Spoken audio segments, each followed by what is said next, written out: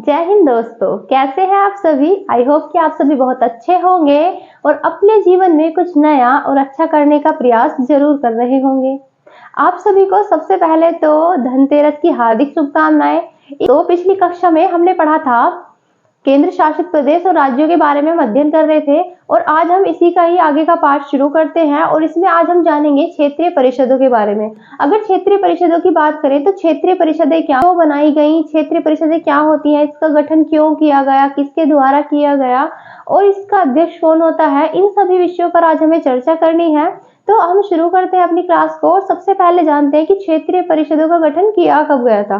तो क्षेत्रीय परिषदों का गठन 1956 के राज्य पुनर्गठन अधिनियम के द्वारा ही किया गया था और इसका गठन करने का उद्देश्य क्षेत्रीय परिषदों के गठन करने का उद्देश्य केंद्र और राज्यों के बीच संबंधों को सुधारना था ताकि इनके बीच अच्छे संबंध बन सके।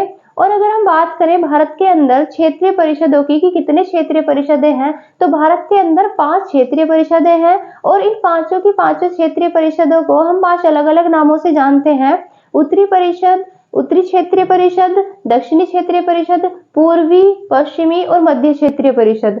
और ये पांचों की पांचों क्षेत्रीय परिषद हमारे देश के अलग अलग राज्यों को मिलाकर बनाई गई हैं। जानते हैं अब कि ये जो क्षेत्रीय परिषदें हैं, तो अभी मैंने बताया भारत के अंदर कितनी क्षेत्रीय परिषदें हैं टोटल, तो भारत के अंदर टोटल 5 क्षेत्रीय परिषदें हैं और इन पांचों की पांचों क्षेत्रीय परिषदों को गठन करने की पावर किसके हाथ में होती है, राष्ट्रपति, यानी कि प्रेसिडेंट के पास होती है। राष्ट्रपति क्षेत्रीय परिषदों का गठन कर सकता है और अध्यक्ष को भी नियुक्त किया जाता है वो राष्ट्रपति के द्वारा नियुक्त किया जाता है। इसके अध्यक्ष को कौन चुनते हैं, तो अध्यक्ष भी इसके द्वारा चुने जाते हैं, राष्ट्रपति के द्वारा चुने जाते हैं या फिर राष्ट्रपति या फिर गृह मंत्री के द्वारा। किसके द्वारा भाई, गृह मंत्री के द्वारा चुने जाते हैं।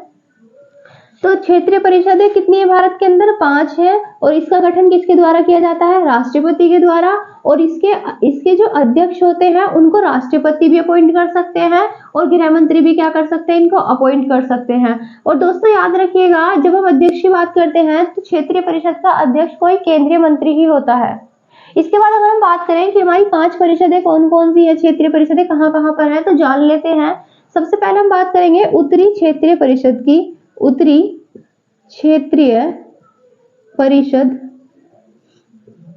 ये जो हमारी उत्तरी क्षेत्रीय परिषद है ये पड़ती है नई दिल्ली में। कहां पर पड़ती है दोस्तों, नई दिल्ली। नई दिल्ली में हमारी उत्तरी क्षेत्रीय परिषद पड़ती है। इधर पड़ती है हमारी पश्चिमी क्षेत्रीय परिषद और इसके हेडक्वार्टर की अगर बात करें तो इसका हेडक्वार्टर है मुंबई में। कहां पर पड़ता है इसका हेडक्वार्टर, मुंबई के अंदर। यहां पर पड़ती है हमारी दक्षिणी क्षेत्रीय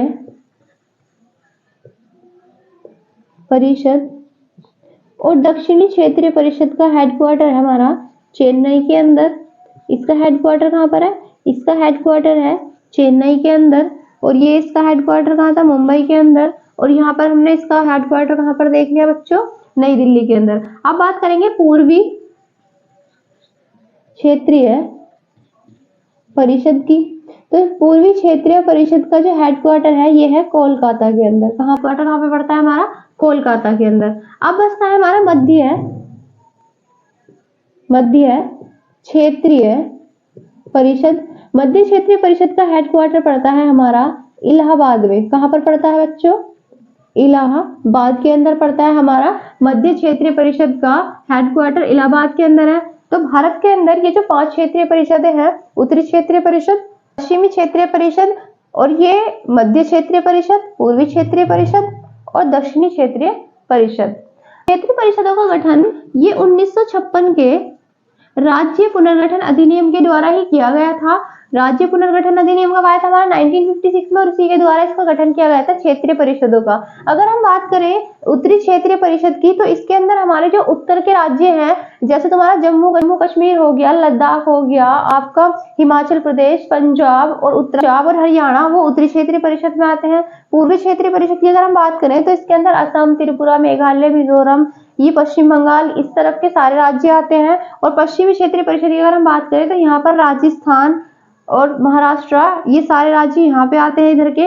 और मध्य क्षेत्रीय परिषद के अंदर हमारा उत्तर प्रदेश, उत्तराखंड, बिहार, इस तरह के राज्य मध्य क्षेत्रीय परिषद के अंदर हमारा उत्तर प्रदेश, उत्तराखंड राज्य आते हैं। और दक्षिण क्षेत्रीय परिषद की अगर हम बात करें तो दक्षिण क्षेत्रीय परिषद के अंदर हमारे दक्षिण वाले सारे राज्य आते हैं, जैसे केरला, कर्नाटका, तमिलनाडु, ये सब राज्य आते हैं। कि ये जो क्षेत्रीय परिषद होती है ये एक सांविधिक निकाय है। क्या है? ये एक सांविधिक निकाय है। सांविधिक निकाय है, ये एक सांविधिक निकाय है, ये एक संवैधानिक निकाय नहीं है। हमारी जो क्षेत्रीय परिषद होती है क्या है? एक सांविधिक निकाय है, ये एक संवैधानिक निकाय नहीं है।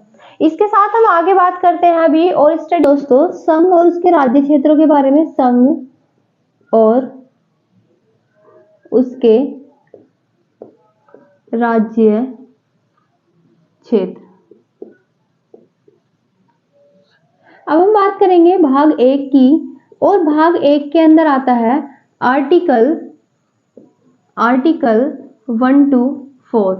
आर्टिकल 1 से लेकर 4 तक हम स्टडी करते हैं भाग 1 के अंदर। और भाग 1 के अंदर हम सबसे पहले पढ़ेंगे आज आर्टिकल 1। आर्टिकल 1 यानी कि अनुच्छेद 1।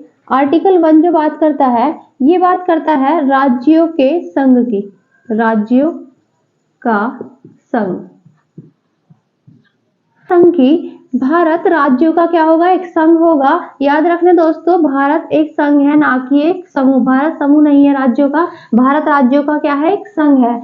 जब भारत आजाद हुआ था और आजाद होने के बाद जब संविधान में चर्चाएं चल रही थी कि भारत का नाम आखिर रखा क्या जाए, क्या भारत का पारंपरिक नाम भारत रखा जाए या फिर इसका नाम इंडिया रखा जाए, तो इस पर जब बहस छिड़ रही थी तो उस दौरान इन दोनों नामों को स्वीकृति दी गई और कहा गया कि भारत का नाम भारत और इंडिया दोनों ही माना जाए। इसलिए भारतीय संविधान के अंदर भारत अर्थात इंडिया या भारत दैट इज इंडिया का शब्द का जिक्र किया गया है। इसलिए भारत का नाम भारत और इंडिया दोनों ही हम पढ़ते हैं। तो भारत एक क्या है? राज्यों का संघ है। और इसमें कहा गया है आर्टिकल 1 में ही कि भारत एक अविभाजित राज्यों का संघ है।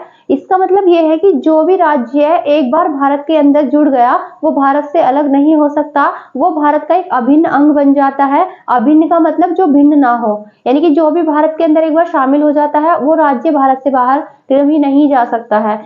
लेकिन अगर हम बात करें अमेरिका की, तो अमेरिका में 50 राज्य हैं और वो 50 राज्यों में से जब जो राज्य चाहे वो वहां से अलग हो सकता है। तो वहां पर राज्यों का एक समूह है, लेकिन भारत राज्यों का एक संघ है।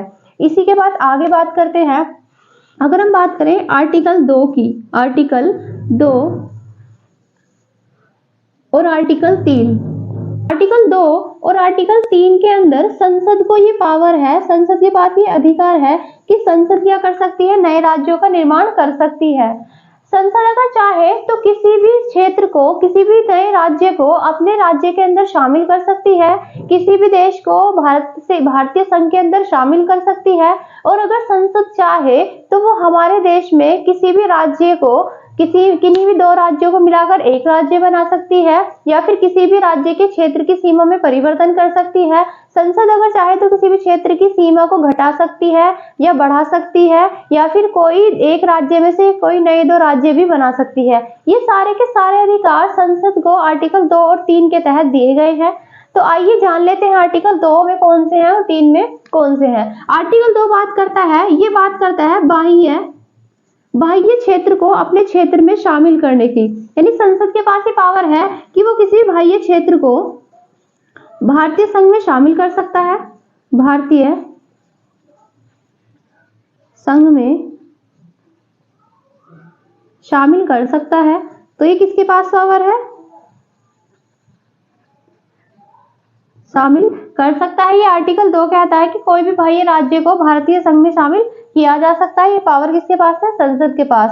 वहीं अगर हम आर्टिकल 3 की बात करें तो आर्टिकल 3 में कहा गया है कि अगर संसद चाहे तो किन्हीं भी 2 या फिर 2 से अधिक राज्यों को मिलाकर एक नया राज्य बना सकती है। क्या कर सकती है? एक नया राज्य बना सकती है। चाहे तो इसके नाम में परिवर्तन कर सकती है। क्या कर सकती है? एक नया क्या बना सकती है? राज्य बना सकती है। चाहे तो इसके नाम में परिवर्तन कर सकती है, किसी राज्य के नाम में परिवर्तन कर सकती है। चाहे तो उसकी सीमाओं में भी परिवर्तन कर सकती है, सीमा में परिवर्तन कर सकती है। और संसद अगर चाहे तो किसी भी क्षेत्र को बढ़ा सकती है, किसी भी क्षेत्र को क्या कर सकती है? बढ़ा सकती है। और संसद अगर चाहे तो किसी भी क्षेत्र को घटा सकती है। तो ये सारी की सारी पावर आती है आर्टिकल 3 के अंदर। फिर अगर हम बात करें इसी के आगे आर्टिकल 4 की, तो आर्टिकल 4 क्या कहता है? आर्टिकल 4 कहता है कि आर्टिकल 2 और आर्टिकल 3 के तहत जो संसद को पावर दी गई है, कानून बनाने की जो शक्ति दी गई है, इस शक्ति के द्वारा जो भी संशोधन संसद के द्वारा किया जाएगा वो आर्टिकल 368 के अंदर संविधान संशोधन नहीं माना जाएगा। आर्टिकल 4 कहता है कि आर्टिकल 2 और आर्टिकल 3 के तहत जो भी संशोधन किए जाएंगे वो आर्टिकल 368 के तहत संविधान संशोधन नहीं माना जाएगा, बल्कि आर्टिकल 4 के अंदर इसको एक कानून के द्वारा क्या किया जा सकता है? एक कानून के द्वारा साधारण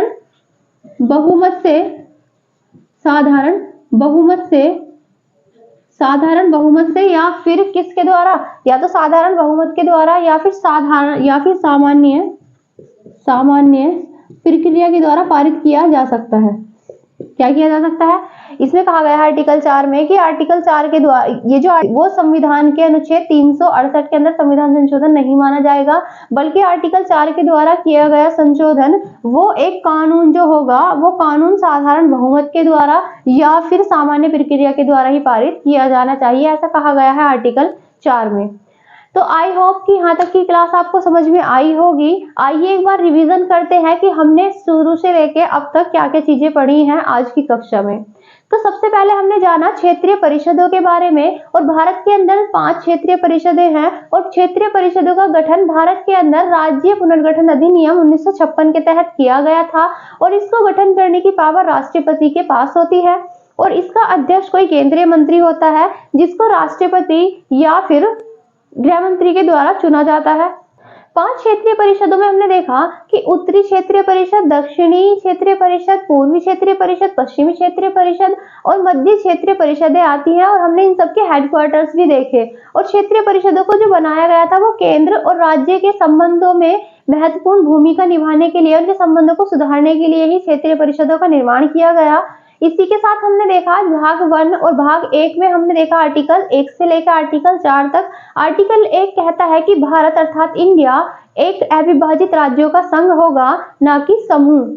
तो भारत एक अविभाजित राज्यों का संघ है, जो भी भारत के अंदर एक बार शामिल हो गया वो भारत का ही अभिन्न अंग बन जाता है। इसी के साथ हमने आर्टिकल 2 और 3 भी पढ़ा। आर्टिकल 2 और आर्टिकल 3 दोनों ही बात करते हैं नए राज्यों के निर्माण की, लेकिन आर्टिकल 2 में कहा गया है कि भारत के अंदर किसी भी बाह्य क्षेत्र को शामिल किया जा सकता है, यानी कि बाहरी क्षेत्र को जब हम अपने क्षेत्र में मिलाते हैं तो ये आर्टिकल 2 के अंदर आएगा, और जब हम अपने ही देश के अंदर उसकी राज्यों की सीमाओं में या फिर उसके नाम में परिवर्तन करते हैं, या एक से अधिक राज्यों को मिलाकर एक राज्य बनाते हैं, या फिर किसी एक राज्य का हम 2 राज्यों में डिवाइडेशन करते हैं, तो ये आर्टिकल 3 के अंदर आएगा। और आर्टिकल 4 ये कहता है कि आर्टिकल 2 और 3 के अंदर ये जो पावर संसद को दी गई है संशोधन करने की, वो आर्टिकल 368 के अंदर दी गई संविधान संशोधन प्रक्रिया के अंदर नहीं आएगा। ये हमारा कि कोई एक साधारण बहुमत के द्वारा या फिर एक सामान्य प्रक्रिया के द्वारा ही पारित किया जाना चाहिए, तभी वो वैलिड होगा। तो आई होप कि आपको ये क्लास पसंद आई होगी और समझ में भी आई होगी। तो कमेंट बॉक्स में अपने रिव्यू जरूर दीजिएगा, और इसी के साथ आप सभी को फिर से एक बार धनतेरस की हार्दिक शुभकामनाएं। आपका दिन शुभ हो। मिलते हैं नेक्स्ट वीडियो में, तब तक के लिए bye bye, see you all soon.